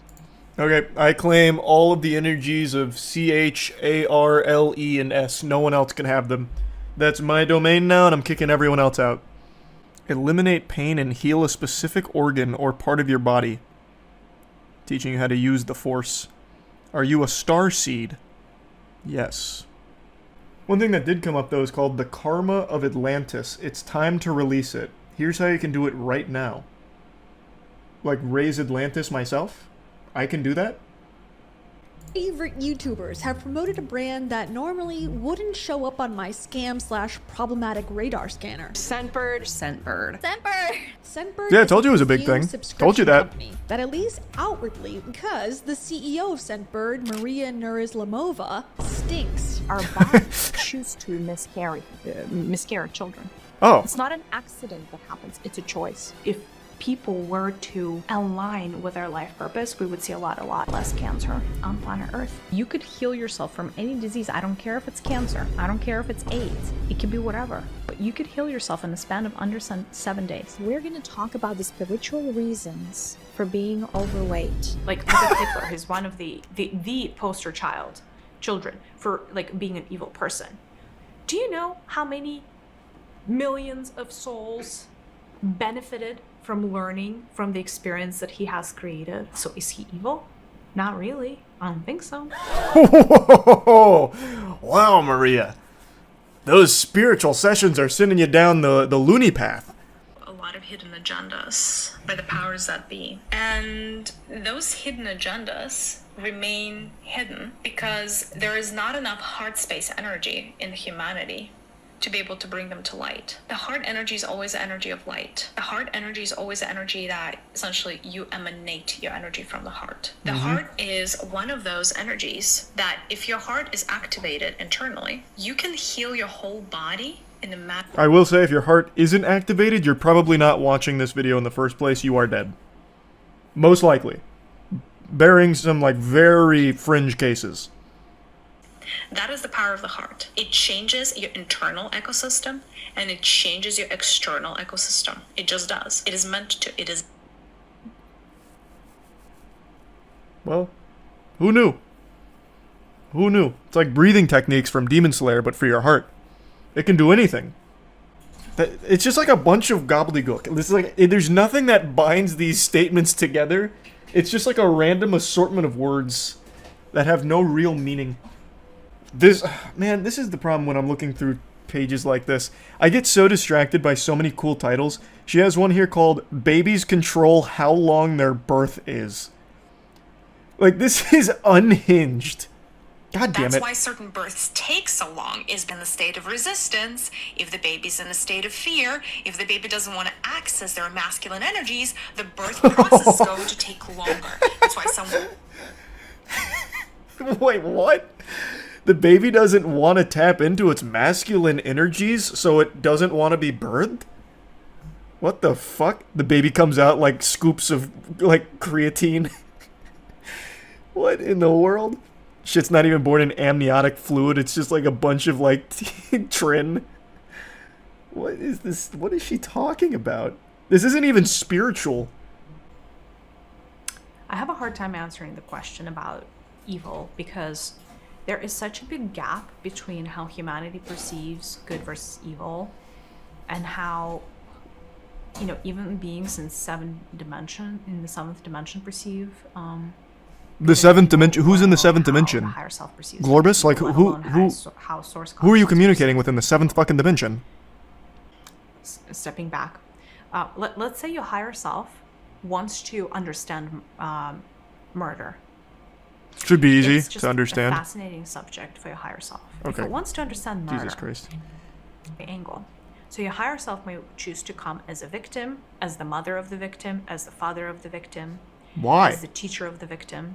Why would it want to? So, based on what I've gathered, very limited exposure to her spiritual guru benevolence, it seems like she believes you are the product of your higher self wanting to be experimental. So when something bad happens, it's because your higher self is trying to learn about it. So here, she's using murder as an example. So if you are someone who gets murdered or associated with the victim of a murder, it's because your higher self wanted to be in that position. It was all predestined because your higher self wanted to be present for it, to learn about it. Which is the dumbest idea ever. That's actually the stupidest fucking idea. And by the way, like, look at Hitler. He's one of the poster children for, like, being an evil person. Do you know how many millions of souls benefited from learning from the experience that he has created? So the here, world serpent has awakened. You know, like tier like, 1 look hell at and Goldie. A character like him and be like, oh, he's completely evil. And upstairs, his experience was the greatest, one of the greater, sources of knowledge of 3D planet Earth warfare. 3D planet Earth warfare. And that is benefiting What? so many different souls on their. This is a very interesting take, Maria. So there's a lot to unpack there, Maria. There's a lot to process. The healing vibrations of the universe have not been kind to her frontal lobe. Wow, that's interesting. That's very interesting. Evolutionary path. So is he evil? Not really. I don't think so. So interesting. So just it means that some higher selves choose to take this path, and it seems like it's maybe a bit less desirable than other ones because we don't have that many murderers and mass murderers especially, right? But they still choose to do so for their own development. Like, well, do you want me to give you an even better example? Yeah. That was an incredible do you example, think playing Maria. World of Warcraft is evil because you're killing things? Like in a computer game, Yeah. people don't think it's evil, yes. I know. Same logic. It's a computer game from higher self level. Like, fine. Like, I don't know. Any of those Same logic. Yeah, killing goblins in World of Warcraft is the same as Hitler for the Holocaust. You hypocrites. What an interesting character she is. Her higher self has very much done her a great justice. Her enlightenment is astounding. She's trolling. I don't know, she has a whole career based out of this, and apparently you can even pay for these sessions privately. But her main hustle is Scentbird, which again is a pretty popular product, or at least it was for a little while. She's the CEO of it, or at least was. RPG games, I think RPG is what they're called, right? Like where you like go and like murder, you know, all kinds of beings. They're not which way through beings. Sunday, They're with all kinds pixels. of weapons, and you're like, I need this strength and I need this skill, and let me have this gun, and I want a bigger gun and even more bullets and blah blah blah. I mean, you go in, you may have murdered 1,000 beings. They're not on the beings. screen, They're not real. And then you go on your merry way, and nobody's pointing a finger at you at work and being like, this is a mass murderer. But how is that any different? So that's what I'm That's saying. so Like, good. What we perceive as Oh evil my god. is not the same experience. Now, you as an avatar, right? You as a person who chooses to play a game, you choose what game you want to play, right? Like, you may go and play Candy Crush. You may go. She's so fascinating. Like like she's dangerously stupid. Like actually stupid to a level where it could be harmful to people around her. Like there's nothing wrong with being like harmlessly dumb, but when you start to cross the threshold, the event horizon that she is, she's to the point where like she is actually probably a threat to the safety of those around her. Yeah, like even her co-host is laughing at that. All right, we don't have to continue down this rabbit hole. I'll stop. This kind of shit though is always just so interesting to me. The co-host is her husband, who is also co-founder and CPO of Scentbird. That must be a great relationship. Honey, I'm gonna have a cup of coffee. And Maria comes out, no! Slaps the coffee mug out of his hands. It's gonna darken your aura! Remember what happened when you killed that level 6 thug in World of Warcraft? You're just like Hitler! How far would you go to be the best? The number one in your industry? You've got to be willing to put everything on the line. And today's story is about a man who did just that. A man with dreams to be the number one bouncy castle business. He wanted to be the jumping castle god. But unfortunately, he flew a little too close to the sun and his wings burned up. Well, not really his wings. He just burned up every business that also sold jumping castles. He committed a series of arson attacks on rival bouncy castle businesses. His name is James Balcom, and he looks like a silly character you'd make with a Dark Souls character creator. He's currently serving an 11-year sentence for all of this, and I just found the whole story so wild. I legitimately feel bad for all of the rival businesses because a few of them lost their entire business to his arson attacks. So there were very real victims and very real trauma from it, from having their literal place of work be lit on fire and fucking incinerated by this madman, this lunatic. So I wanted to go over this story here because it's a weird one. Did you see the video on Melbourne's bouncy castle king that was jailed over a string of fire attacks on his rival bouncy castle businesses? Oh my god, what? Anderson threw a Molotov cocktail through a smashed window at a business, causing a huge blaze that engulfed the factory and destroyed 110 jumping castles. And it looks like he's going to jail. And it looks like he's done quite a few of these. This is very interesting. This happened last month. You been holding out on me? Why didn't you tell me about this? Jumping castle operator jailed over arson attacks on Melbourne rivals. James Balcom set on destroying rival businesses that if one fire caused minor damage, he commissioned another. Wow. He desired to be the number one in Melbourne's jumping castle game, and it's seen him jailed for up to 11 years over a series of arson attacks. What a crazy thing to commit your life to, being the number one jumping castle guy. The whole bouncing castle cartel. It's so weird. It seems like most often the most unhinged business people are the ones in like the children's entertainment center or sphere. Like the bouncy castle guys running like an arson unit to take out competitors. Surprised this isn't from Florida. Fucking true. Amen. I am almost disappointed it's not from Florida, if I'm being honest. The County Court of Victoria heard that Balcom, whose company Awesome Party Hire was ranked #1 on Google after he commissioned the attacks on rival businesses, was arrested after he ordered that his own shed be torched.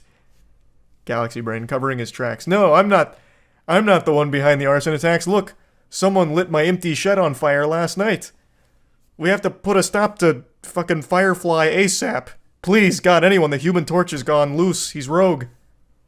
Only way to stay on top.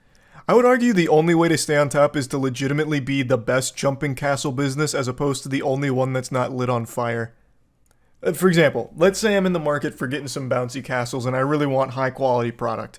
I'm checking Google and Awesome Party Hire's #1. But then I scroll down and it says like all of the ones underneath it are literally cremated. I'd be like, this is fishy. I'll just get a bigger birthday cake. Fuck the castle. I feel like there'd just be like a very big red flag if that is the only jumping castle business that's left standing. 3 days after a March 2017 fire, Anderson was arrested and subsequently named Balcom as the instigator of the blaze and the attacks on rival businesses. Oh, so this has been going on for a while. Balcom, 58, appeared on Thursday by video link from prison in the county court where he was jailed for up to 11 years. Balcom has already served 2 years and 5 months and will be eligible for parole after 7 years and 10 months. Damn. They got him. I really am imagining like a Godfather situation. Like, it really seems so fucking intense. In the bouncy castle game. You come to me on the eve of my daughter's birthday party and light my bouncy castle business on fire. You got some nerve. It's a dirty game in a cruel world. Yeah. It's not easy to put a smile on the face of children. It comes at a cost. And that cost is fire and flames. They're bouncing on the backs of the corpses of other bouncy castle businesses that came before them. And they don't even know it. It impacted the lives, livelihood of others and caused significant loss, suffering, and emotional trauma. Yeah, I mean, yeah, arson will do that to you. One business was targeted 3 times. At that point, just hire full-time firefighters on standby. That is so interesting. What does he look like? I want to look him up.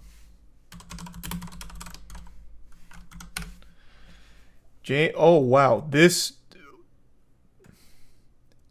I imagine you also got an image in your head of some, like, lunatic-looking guy.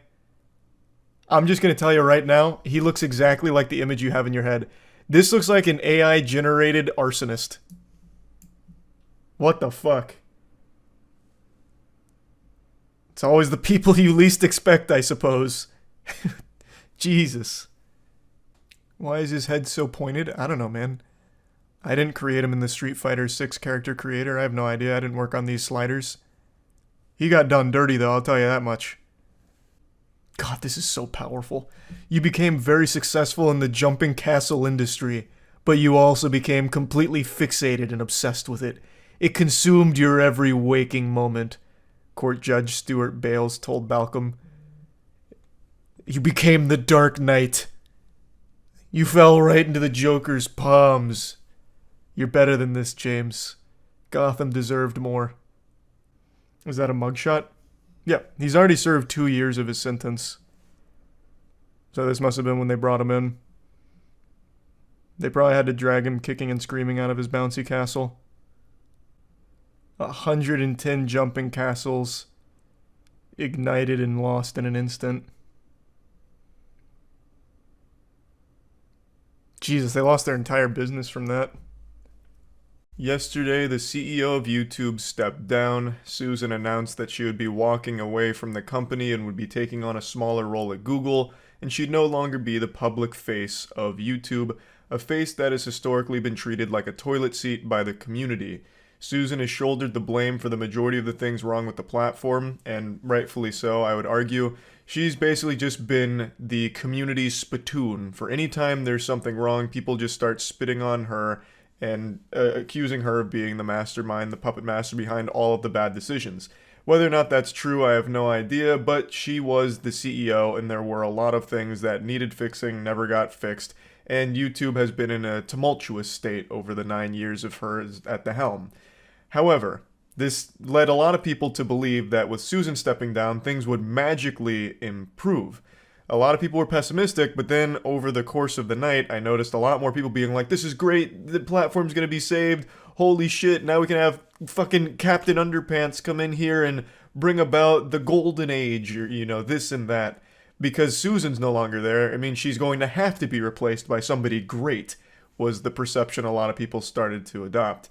However, in the wise words of Jedi Master Qui-Gon Jinn, there's always a shittier fish. It was announced who the new CEO would be, and over the course of the night, people started to look into them.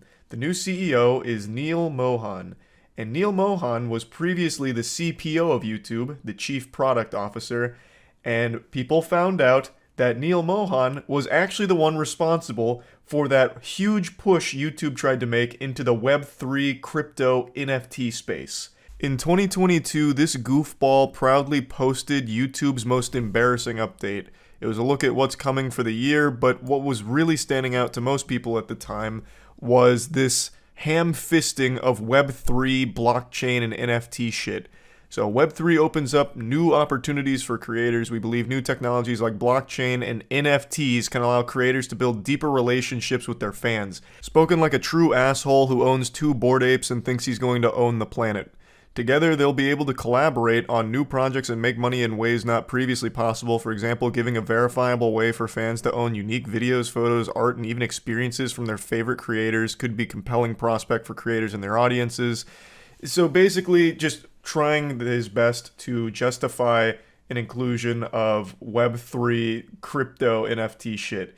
I'm going to tell you right now, NFT is one of the yuckiest words in the human language right now. It is an acronym that elicits more pain than CBT, cock and ball torture. It's painful, and it's synonymous with scams. And this was during a time where NFT crypto scams were still rampant. It's not like this was before the huge wave of bad actors came in and ruined NFTs.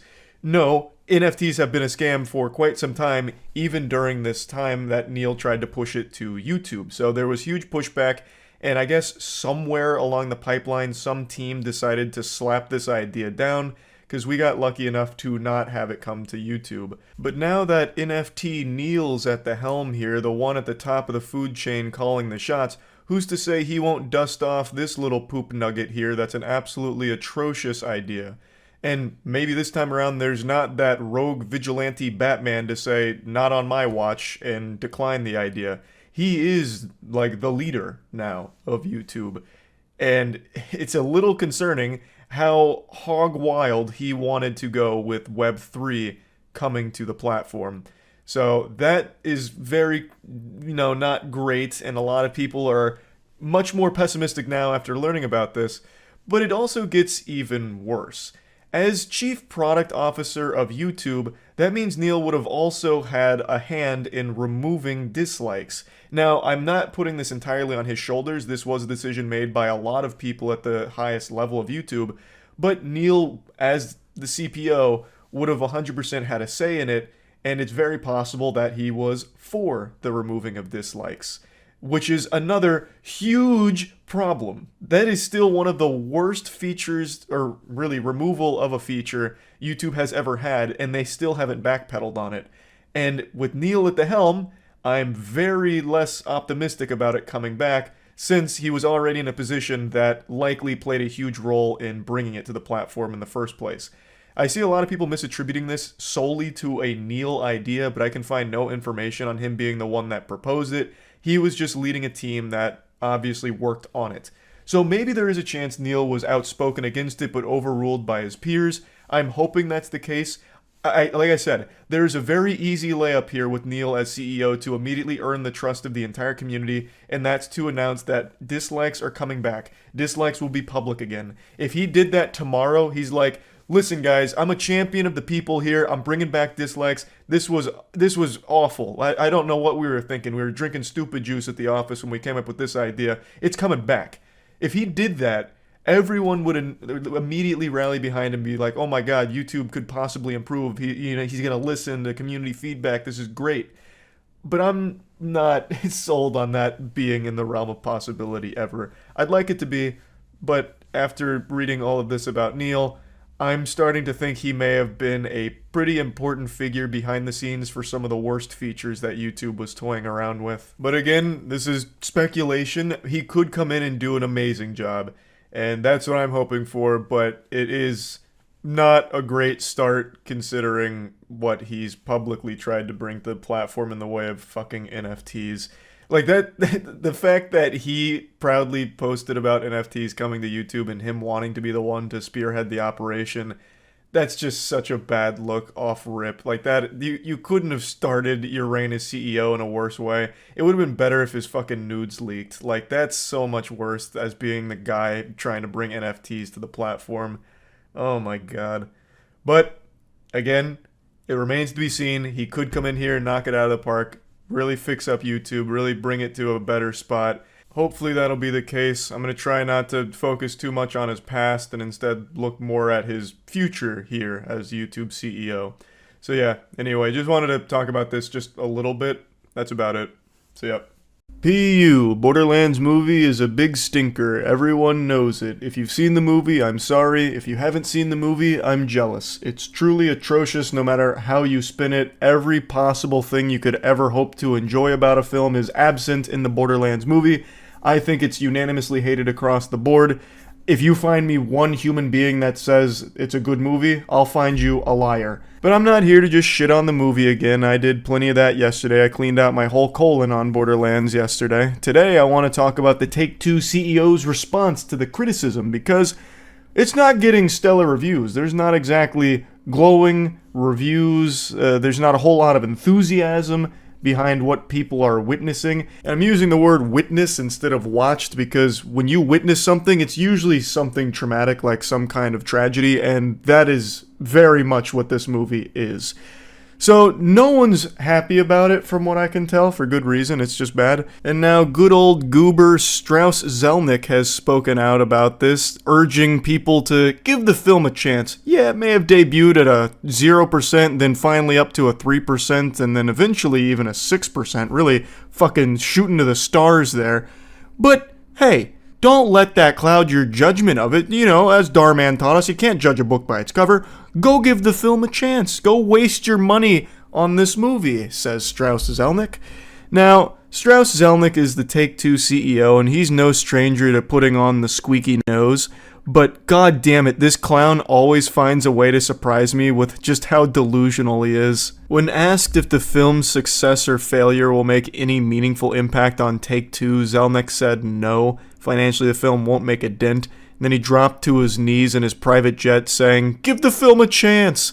Let's give the film a chance. A lot of people worked really hard on it. The underlying intellectual property is phenomenal. The cast is amazing.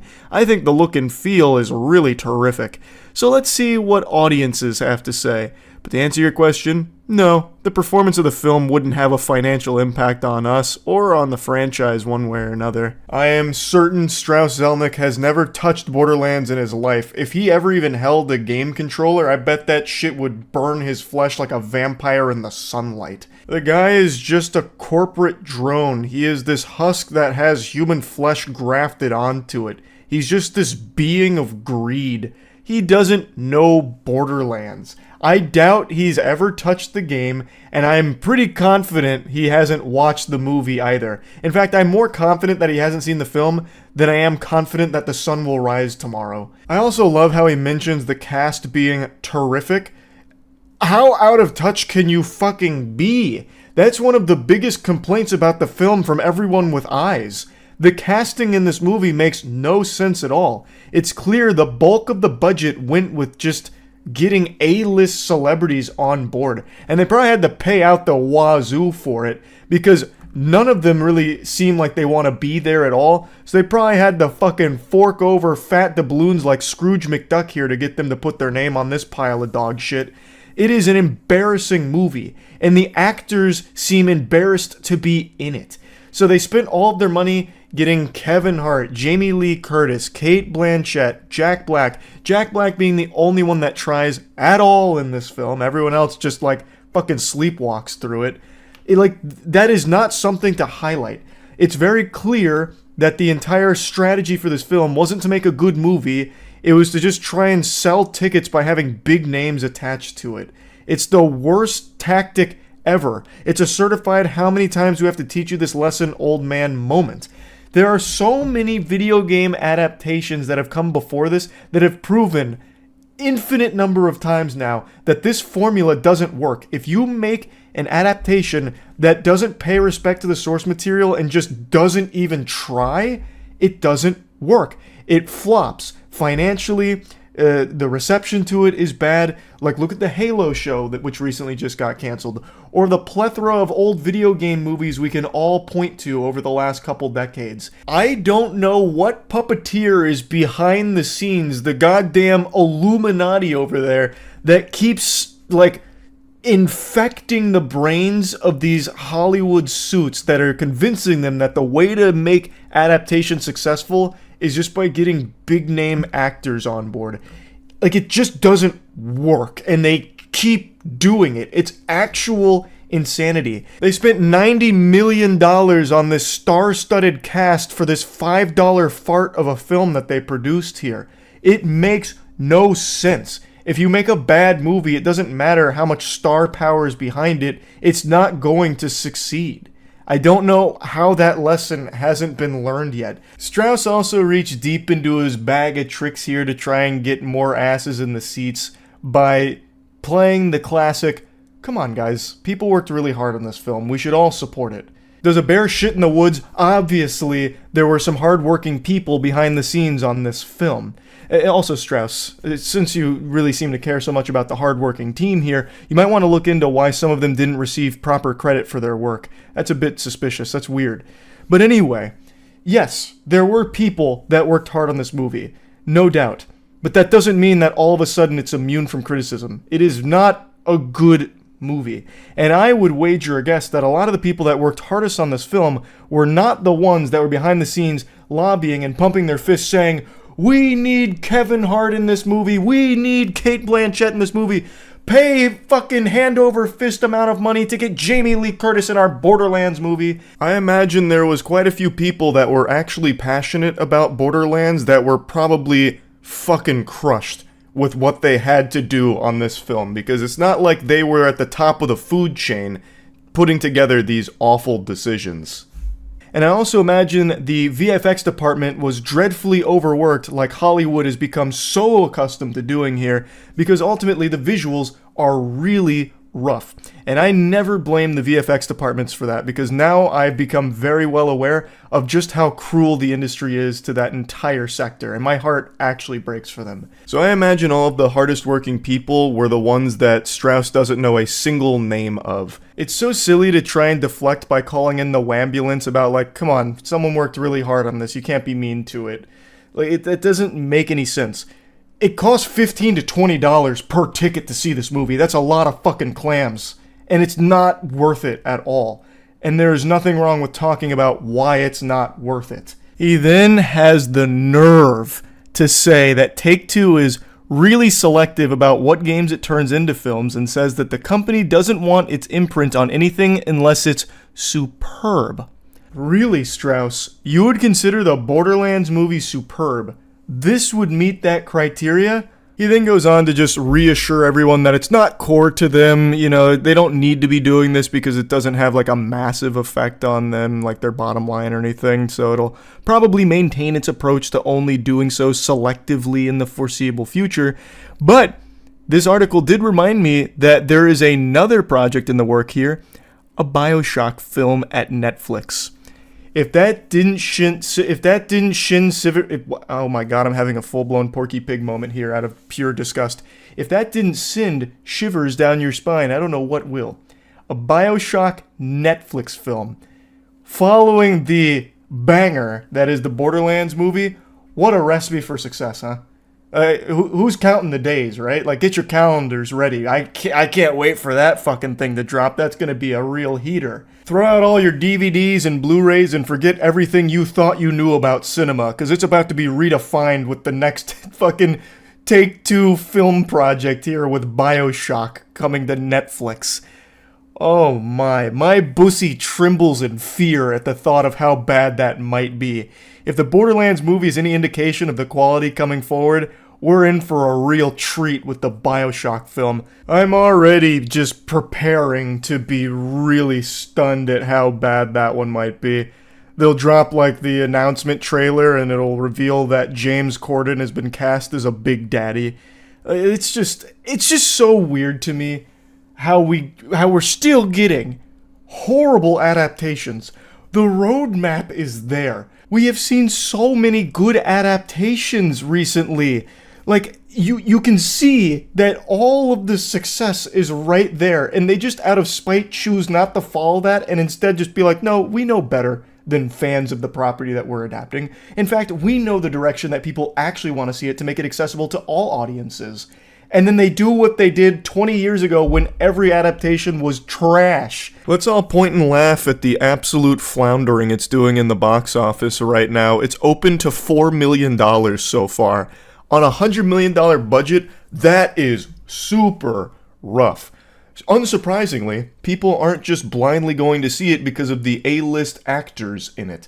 They're not just zombies flooding in the door to watch this pile of shit just because those names are attached to it. It seems like you actually have to make a pretty decent movie too to get people to get in the seats. What an absolute clunker. 4 million is significantly lower than I would have ever imagined for this film, and I'm actually super proud that people aren't just going to see it just because of the title of it or the actors in it.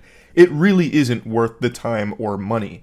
So it's very reassuring to see that it's doing so poorly here, because it, under no circumstances, should succeed. It's purely a cash grab that isn't grabbing much cash right now. They actually would have made more money if they just compiled every cutscene from the Borderlands series into a movie and released it for free on YouTube. They probably would have made more off just the fucking AdSense from that, as opposed to this $100 million theatrical catastrophe.